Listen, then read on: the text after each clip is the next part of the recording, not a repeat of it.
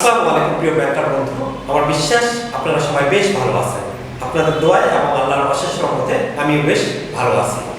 যারা জেএলবিবি accounting for financial services পরীক্ষায় অংশগ্রহণ করবেন, আপনারা জানেন তাদের জন্য ব্রেক ইভেন একটা গুরুত্বপূর্ণ চ্যাপ্টার।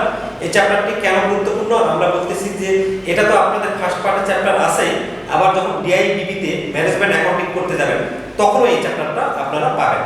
তো এই জন্য আমরা বলতেছি যে ব্রেক ইভেন চ্যাপ্টারটা যদি আপনি ভালো করে পড়েন তাহলে পরের টার্মে আপনার জন্য অনেক ইজি হয়ে যাবে। আর আমরা ধারাবাহিকভাবে ব্রেক ইভেনের উপর যে ভিডিওগুলো দিচ্ছি সেই ভিডিওগুলো যদি আপনি দেখে থাকেন তাহলে পরবর্তীতে বোর্ড প্রশ্ন বোঝা আপনার জন্য খুবই সহজ হয়ে যাবে। তো আজকে আমরা প্রায় 2-3টি অঙ্ক করব। তো এই 2-3টি অঙ্ক চলুন আমরা কিভাবে করছি এবং এই 2-3টা অঙ্কের অ্যানালাইসিস নিয়ে আমরা আলোচনা করব। তো আপনারা দেখতেই পাচ্ছেন যে আমাদের জেআইবিবি অ্যাকাউন্টিং ফর ফিনান্সিয়াল সার্ভিসেস আমাদের টপিক হচ্ছে ব্রেক ইভেন অ্যানালাইসিস। তো প্রথম যে আমরা অঙ্কটা নিয়ে আলোচনা করব, আমরা স্ক্রিনে সেই অঙ্কটি দিয়ে দিব, আপনারা অঙ্কটা দেখবেন এবং এছাড়াও আমাদের প্রশ্নের পিডিএফ লিংক নিচে দিয়ে দেওয়া হবে, সেখান থেকেও আপনারা চাইলে দেখে নিতে পারেন। চলুন তাহলে আমরা প্রথমেই প্রশ্নটি পড়ে দেখি। আমরা প্রশ্নটা নিয়ে আলোচনা করি। প্রশ্নে বলা আছে Bacon Limited produces a single product, অর্থাৎ বেকন লিমিটেড একটা প্রোডাক্ট উৎপাদন করে with a sales price of 80 টাকা পার আইটেম। প্রতিটা আইটেমের বিক্রয় মূল্য হচ্ছে হলো 80 টাকা and variable cost per item is টাকা 20 এবং ভেরিয়েবল কস্ট হচ্ছে হলো 20 টাকা করে। এছাড়াও ইনফরমেশন দিয়েছে ফিক্সড কস্ট ইজ টাকা 1,80,000 পার অ্যানাম। প্রতি বছর ফিক্সড কস্টটা হচ্ছে হলো 1,80,000। আমাদের বের করতে বলছে requirement 1 a the profit volume ratio. তো চলুন আমরা একটু দেখে নিই profit volume ratio. Profit volume ratio অথবা পিভি রেশিও, এটাকে কন্ট্রিবিউশন মার্জিন রেশিও বলা হয়। তাহলে আপনারা কন্ট্রিবিউশন মার্জিন রেশিও বা প্রফিট ভলিউম রেশিও সূত্রটা কি সেটা আপনারা তো জানেনই, যে contribution margin per unit divided by selling price per unit into 100। আমরা জানি যে কোনো ধরনের রেশিও যখন বের করতে বলে এটা সাধারণত সেলসের উপর হয়ে থাকে 99% ক্ষেত্রে। এই জন্য সেলসের উপরে যেহেতু হয়ে থাকে আমরা সেলস নিচে লিখছি, আর প্রফিট ভলিউম রেশিওটাকে সাধারণত কন্ট্রিবিউশন মার্জিন রেশিও বলা হয়।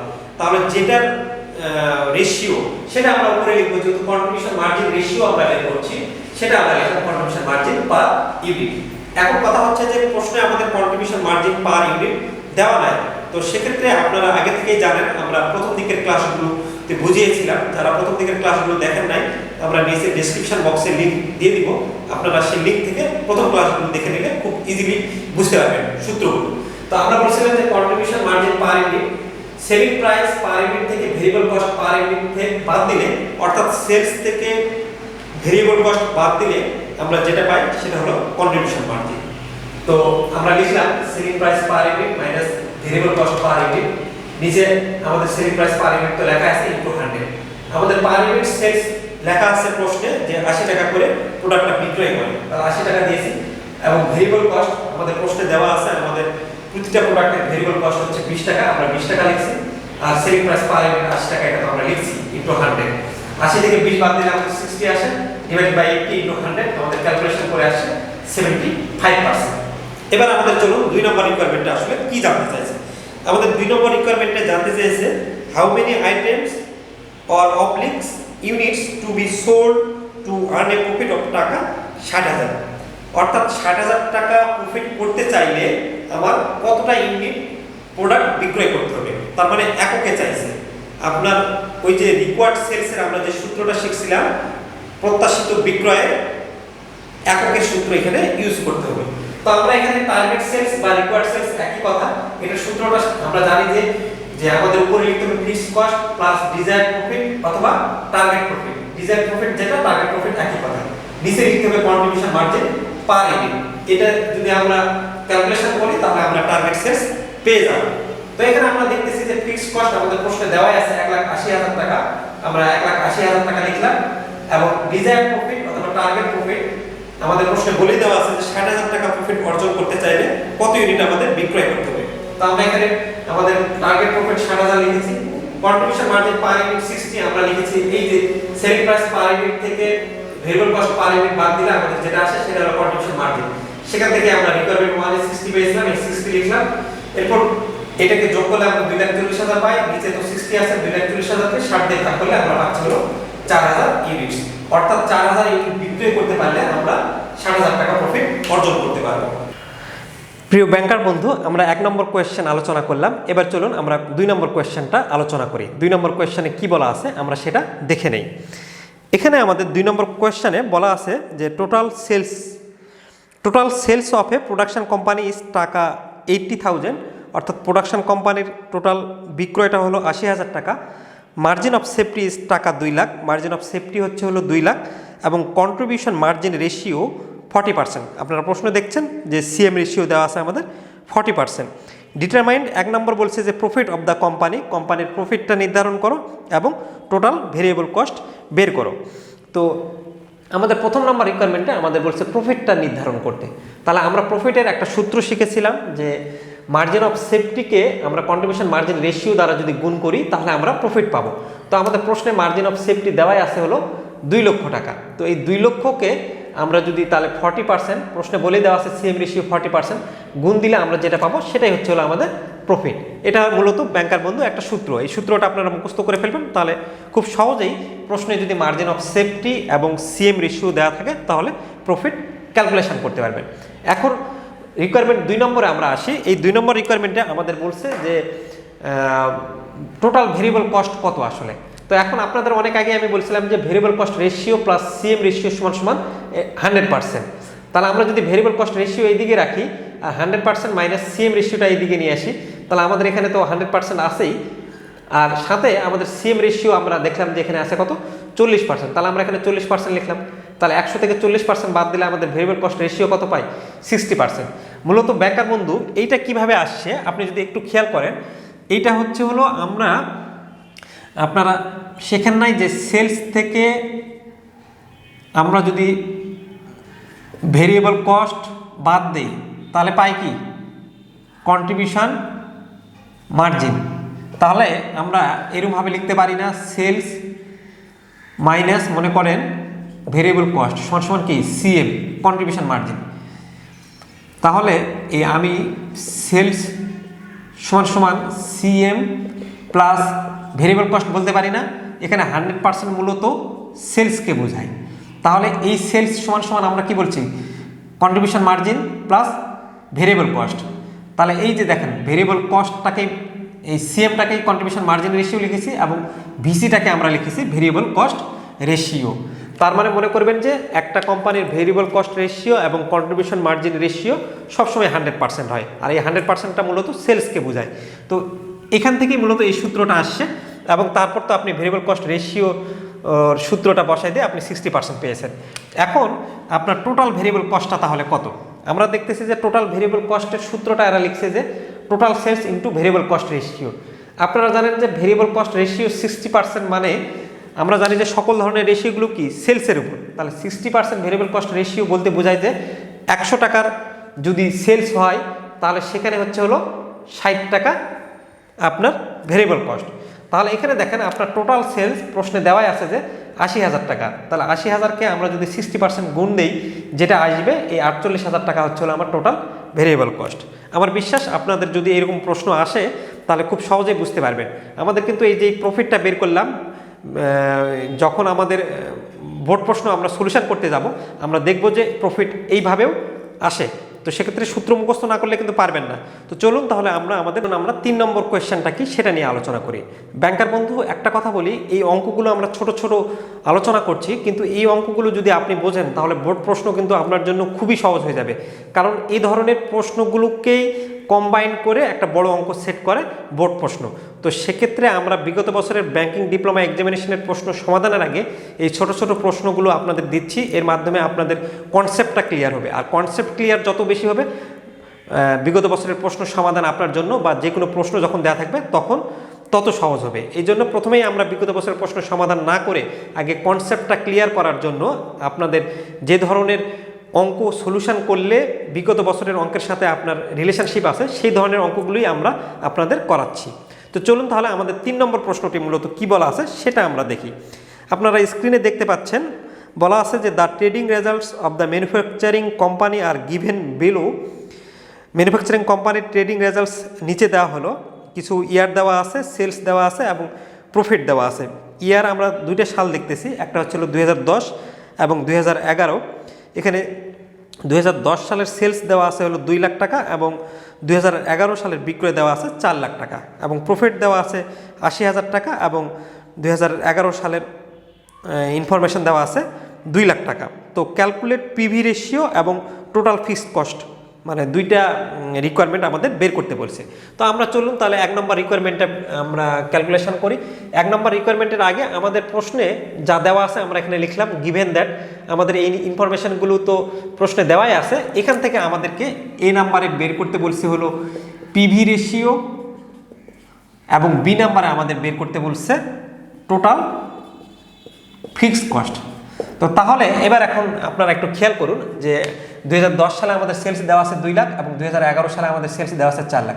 2010 সালে আমাদের প্রফিট দেওয়া আছে 80,000, 2011 সালে আমাদের 2 লাখ দেওয়া আছে। আমাদের পিভি রেশিও বা কন্ট্রিবিউশন মার্জিন রেশিওর সূত্রটা দেওয়া আছে। তো যখন আপনাদের এইরকম দুইটা বছরের কিছু সেলস এবং প্রফিট দেওয়া থাকবে তখন পিভি রেশিওটা কিভাবে বের করতে হয় সেটা একটু আমরা দেখে নেই। আপনারা ব্ল্যাকবোর্ডে দেখতে পাচ্ছেন যে আমরা পিভি রেশিও সমান সমান change in profit divided by change in sales into 100 লিখেছি। যখন আমাদের পরীক্ষায় 2 বছরের এরকম ডাটা দেওয়া থাকবে তখন সেক্ষেত্রে আমাদের পিভি রেশিওর সূত্রটা এরকম হবে। তো সেক্ষেত্রে তখন চেঞ্জ ইন প্রফিটটা আপনার বলতে আসলে কি বোঝাচ্ছে, এখানে দেখুন 2011 সালে আপনার প্রফিট দেওয়া আছে কত 2 লাখ আর 2010 সালে আপনার প্রফিট কত 80,000। তাহলে আপনাদের প্রফিটের পরিবর্তনটা কি হয়েছে, কি পার্থক্যটা কি, সেটাই হচ্ছে আমাদের চেঞ্জ ইন প্রফিট। তাহলে 2 লাখ থেকে 80,000 বাদ দিলে আমাদের প্রফিটের ডিফারেন্সটা হচ্ছে হলো 1,20,000। অর্থাৎ 2010 সালে আমার প্রফিট ছিল 80,000 আর 2011 সালে 2 লাখ 1,20,000 প্রফিট হলো। এরপর আমাদের বলতে হবে যে চেঞ্জ ইন সেলসে আমাদের পরিবর্তনটা কি ঘটছে। আমাদের 2011 সালে সেলস কত 4 লাখ আমরা দেখছি এবং 2010 সালে আমাদের সেলস 2 লাখ। তাহলে এই চেঞ্জ ইন সেলস দুইটা বছরের সেলসের পার্থক্য কোনটা সেটাই হচ্ছিল আমাদের চেঞ্জ ইন সেলস ইন্টু 100। তো এটা বিয়োগ করে আমরা 2 লাখ পাইছি, দিয়ে আমরা ক্যালকুলেশন করে পাইলাম হলো 60% আমাদের পিভি রেশিও। তাহলে আমাদের 1 নম্বর রিকোয়ারমেন্টটা হয়ে গেছে।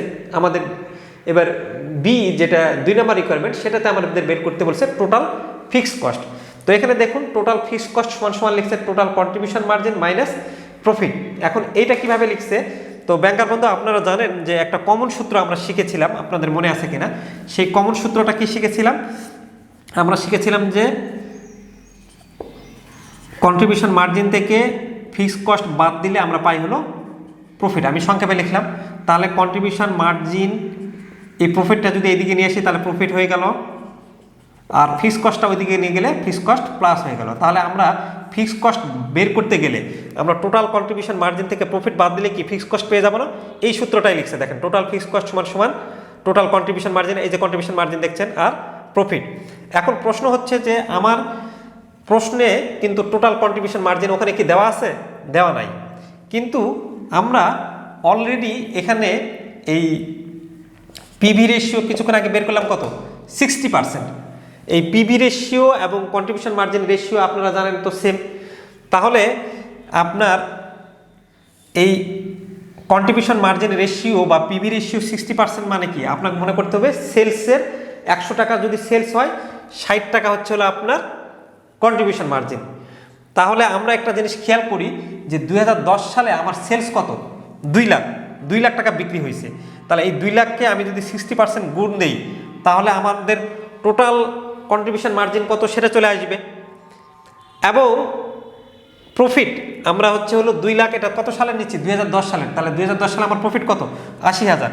তাহলে এটা বিয়োগ করে আমাদের ক্যালকুলেশন চলে আসে, তাহলে কত টোটাল ফিক্সড কস্ট 40,000। তাহলে কখনো প্রশ্নে যদি আপনার ফিক্সড কস্ট বের করতে বলে, আমরা জানি ফিক্সড কস্ট সমান সমান যেহেতু কন্ট্রিবিউশন মার্জিন মাইনাস প্রফিট, এবং কন্ট্রিবিউশন মার্জিন যদি সরাসরি নাও দেওয়া থাকে তাহলে কন্ট্রিবিউশন মার্জিন রেশিও থেকে আমরা টোটাল সেলসের মাধ্যমে গুণ করে টোটাল কন্ট্রিবিউশন মার্জিনটা পাবো এবং সেখান থেকে প্রফিট বাদ দিলে আমাদের ফিক্সড কস্টটা চলে আসবে। তাহলে এবার চলুন আমরা কোয়েশ্চেন নাম্বার 4টা দেখে ফেলি। প্রিয় ব্যাংকার বন্ধু, এবার আমরা 4 নম্বর কোয়েশ্চেন আলোচনা করব। তো 4 নম্বর প্রশ্নটাতে কি বলা আছে চলুন আমরা প্রথমে দেখে নিই। আপনারা প্রশ্নে দেখতে পাচ্ছেন যে সেখানে লেখা আছে যে you are given the following data related with Max company limited. Max company লিমিটেডের কিছু ডাটা দেওয়া আছে, যেখানে বলা আছে নেট সেলস টাকা 40 লাখ, ভেরিয়েবল কস্ট টাকা 8 লাখ, ভেরিয়েবল কস্ট 8 লাখ দেওয়া আছে, ফিক্সড কস্ট টাকা 5 lakh. Compute break even sales in টাকা, ব্রেক ইভেন সেলস টাকায় বের করতে বলছে, এবং বি নাম্বারে বলছে নেট প্রফিট। তো চলুন আমরা তাহলে প্রথমেই ব্রেক ইভেন সেলস ইন টাকা কীভাবে বের করতে হয় সেটা আমরা দেখে নিই। তো এখানে দেখুন আমরা প্রথমেই লিখছি যে ব্রেক ইভেন সেলস ইন টাকা। আপনারা জানেন যে ব্রেক ইভেন কি একটা টাকার পরিমাণে বের করা হয় এবং একটা হচ্ছে হলো ইউনিটে ব্যবহার করা হয়, এককে বের করা হয়। তো টাকার পরিমাণে বের করতে বললে আমাদের সূত্রটা হচ্ছে হলো fixed cost divided by contribution margin ratio. তো এখন ফিক্সড কস্ট আমাদের 5 লাখ দেওয়াই আছে, কিন্তু কন্ট্রিবিউশন মার্জিন রেশিও 80%, এইটা কিন্তু দেওয়া নাই। তাহলে আমরা এই 80%টা কীভাবে বের করলাম সেটা দেখুন। এখন কন্ট্রিবিউশন মার্জিন রেশিও বলতে আমরা কি বুঝি, যে কন্ট্রিবিউশন মার্জিনকে সেলস দ্বারা ভাগ করলে আমরা সিএম রেশিও পেয়ে যাই। আমরা যে কোনো ধরনের রেশিও বের করতে গেলে কি সেলস নিচে লেখা লাগে। আপনারা যারা সূত্রর ভিডিওগুলো দেখেন নাই, আগে সূত্রের ভিডিওগুলো দেখে নেবেন, তাহলে খুব সহজেই কিন্তু এটা বুঝতে পারবেন। আর উপরে কি রাখবেন, কন্ট্রিবিউশন মার্জিন ইন্টু 100।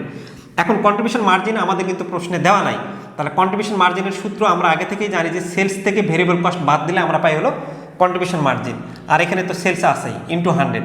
তো টোটাল সেলস আমাদের প্রশ্নে দেওয়া আছে 40 লাখ, এবং টোটাল ভেরিয়েবল কস্ট আমাদের প্রশ্নে দেওয়া আছে 8 লাখ। আমরা প্রশ্ন থেকে ভেরিয়েবল কস্ট নিয়েছি, নিচে হচ্ছে 40 লাখ আমরা দিয়ে রাখছি ইন্টু 100। তো এভাবে আমাদের ক্যালকুলেশন বের হয়েছে 80%, অর্থাৎ আমাদের 100 টাকা যদি সেল হয় তাহলে আমাদের হচ্ছে হলো 80 টাকা হলো কন্ট্রিবিউশন মার্জিন রেশিও। এই 80%টাই আমরা এখানে বের করছি। তারপর আমাদের ব্রেক ইভেন সেলস ভাগ করে দেখলাম যে আমাদের 6,25,000 টাকা আসছে। এখন আমাদের যে রিকোয়ারমেন্ট বিতে বলছে নেট প্রফিট, নেট প্রফিটটা বের করতে গেলে আমাদের নেট প্রফিট সমান সমান টোটাল সেলস। আপনারা জানেন যে মোট বিক্রয় থেকে কস্টটা বাদ দিলেই তো আমরা প্রফিট পাই। তাহলে সেলস থেকে আমরা আবার এই চ্যাপ্টারের কস্টকে 2 ভাগে ভাগ করছি, একটা হলো ভেরিয়েবল কস্ট আর একটা হলো ফিক্সড কস্ট। তাহলে টোটাল ভেরিয়েবল কস্ট আর টোটাল ফিক্সড কস্টটা যদি বাদ দেয় তাহলে আমরা নেট প্রফিট পেয়ে যাব। আমাদের টোটাল সেলস 40 লাখ, এটা প্রশ্নে দেওয়াই আছে। টোটাল ভেরিয়েবল কস্ট আমাদের 8 লাখ, এটাও প্রশ্নে দেওয়া আছে, এবং আমাদের ফিক্সড কস্ট যে 5 লাখ এটাও প্রশ্নে দেওয়া আছে। তাহলে আমরা যোগ বিয়োগ করে আমাদের নেট প্রফিট পেলাম 27 লাখ। তো ব্যাংকার বন্ধু আজ আর নয়, আমরা নেক্সট ক্লাসে আরও 2টা এরকম বেসিক ভিডিও আলোচনা করব। দেন আমরা পরবর্তীতে ব্যাংকিং ডিপ্লোমা এক্সামিনেশনের বিগত বছরের 2-3টি প্রশ্ন সমাধান করব। আপনারা যদি ধারাবাহিকভাবে এই ভিডিওগুলো দেখে থাকেন তাহলে আশা করা যায় যে পরীক্ষাতে যদি এই ব্রেক ইভেনের প্রশ্ন আসে তাহলে খুব সহজেই সলিউশন করতে পারবেন। ভালো থাকবেন, সুস্থ থাকবেন, হ্যাপি থাকবেন, মোটিভেটেড থাকবেন। সকলকে ধন্যবাদ জানিয়ে আজকের ক্লাস এখানেই শেষ করছি।